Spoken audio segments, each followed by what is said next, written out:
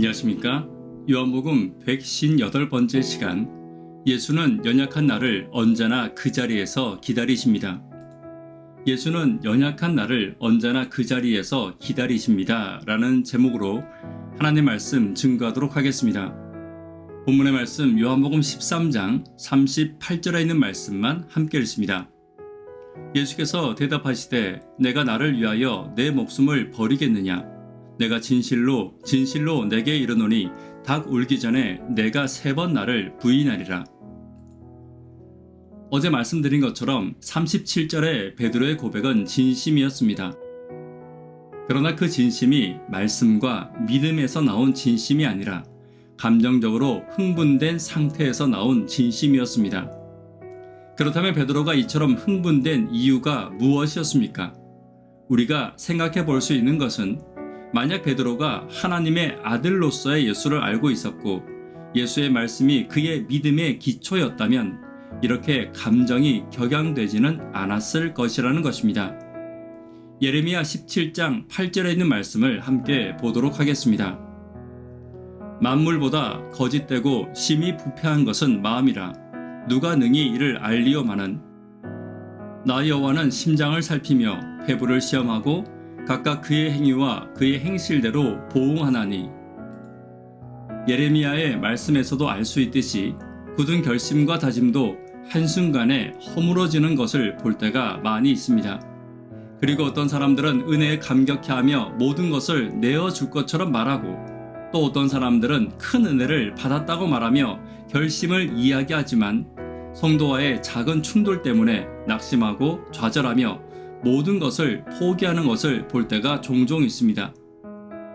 또 다른 성도들은 설교 시간에 작은 말 한마디가 큰 실망으로 이어지는 경우도 종종 볼 때가 있습니다. 그렇다면 오늘 베드로와 많은 성도들이 겪고 있는 이런 감정적 신앙과 되도록 극복할 수 있는 것은 무엇이 있는지 이미 알고 있는 것들이지만 본문을 통해 다시 한번 확인해 보도록 하겠습니다. 첫 번째는 믿음은 겸손으로 무장되어져야 합니다. 37절입니다. 베드로가 이르되 주여 내가 지금은 어찌하여 따라갈 수 없나이까? 주를 위하여 내 목숨을 버리겠나이다. 다시 한번 말씀드리지만 베드로의 고백은 진심 어린 고백이었습니다. 그러나 베드로는 자신의 고백의 근거를 자신에게 두고 있었습니다. 다시 말해 내 결심과 내 결단으로 그렇게 할 수 있다고 믿고 있었다는 것입니다. 사람은 연약합니다. 그러므로 자신의 노력으로 헌신과 믿음을 이어갈 수 없는 것입니다. 그러므로 말씀과 기도로 성령을 구하고 예수님을 바라보며 가야 함을 결코 잊지 않아야 합니다. 마가복음 14장에 어떤 제자는 놀라 호디볼조차 입지 못하고 벌거벗은 몸으로 도망치는 장면이 나옵니다. 우리의 결심이 얼마나 초라한지 보여주기 위해 마가는 자신의 이야기를 고백하고 있는 것입니다. 결국 영적인 이 싸움은 우리의 힘으로 이길 수 없으며 겸손히 기도와 말씀을 통해 하나님의 지혜와 능력으로 무장되어야 함을 기억해야 하는 것입니다. 예수님은 겟세마네에서 기도하실 때 베드로에게 마가복음 14장에서 이렇게 말씀해 주셨습니다. 마가복음 14장에 있는 말씀 38절 함께 보도록 하겠습니다. 시험에 들지 않게 깨어있어 기도하라.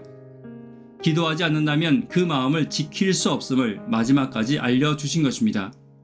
누가복음 22장에 있는 말씀 32절입니다. 그러나 내가 너를 위하여 내 믿음이 떨어지지 않기를 기도하였노니 너는 돌이킨 후에 내 형제를 굳게 하라. 그리고 예수님께서는 베드로의 믿음을 위해 실제로 중보기도 하셨음을 스스로 말씀해 주셨습니다.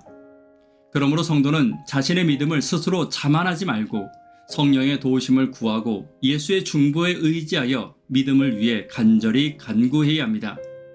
예수님은 그러한 모본을 겟세마네에서 베드로에게 가르쳐 주신 것입니다. 오늘 내 안에 내가 아닌 예수의 말씀과 성령이 굳게 서기를 위해 겸손함으로 간구하는 저와 여러분 되기를 간절히 바랍니다. 두 번째는 예수는 연약한 나를 언제나 기다리시는 분임을 잊지 않아야 합니다. 38절입니다.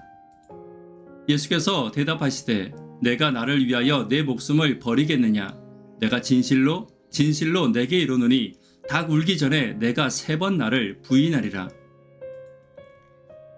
38절에 예수님의 말씀을 직역해보면 내가 3번 나를 부인하기 전에는 결코 닭이 울지 않을 것이라는 말입니다. 예수님은 베드로의 부인을 확신하시며 베드로의 진심 어린 결심을 전면적으로 부인하고 계신 것입니다. 아마도 베드로는 자신의 진심을 알아주지 못하시는 예수님이 정말 야속하고 서운했을 것이 분명합니다.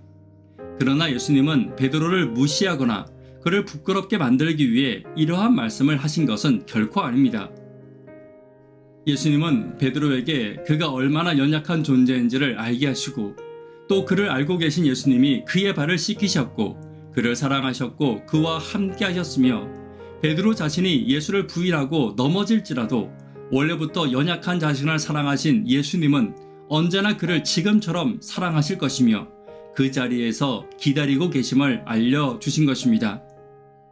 우리는 넘어질 수 있습니다. 그리고 믿음이 흔들릴 수 있습니다. 왜냐하면 우리는 본래 연약하기 때문입니다. 그러나 예수님은 연약한 나를 결코 홀로 두지 않으실 것이며 넘어진 나를 결코 버리지 않으실 것입니다. 오늘 실수하고 넘어지지만 끝까지 나를 기다리시고 나를 세워주기를 원하시는 예수님을 다시 한 번 더 찾고 감사하는 저와 여러분 되기를 간절히 바랍니다. 말씀에 결론 맺도록 하겠습니다. 오늘 베드로와 많은 성도들이 겪고 있는 이러한 감정적 신앙과 태도로 극복할 수 있는 것들은 무엇이 있는지 함께 살펴보았습니다. 믿음은 겸손으로 무장되어야 합니다.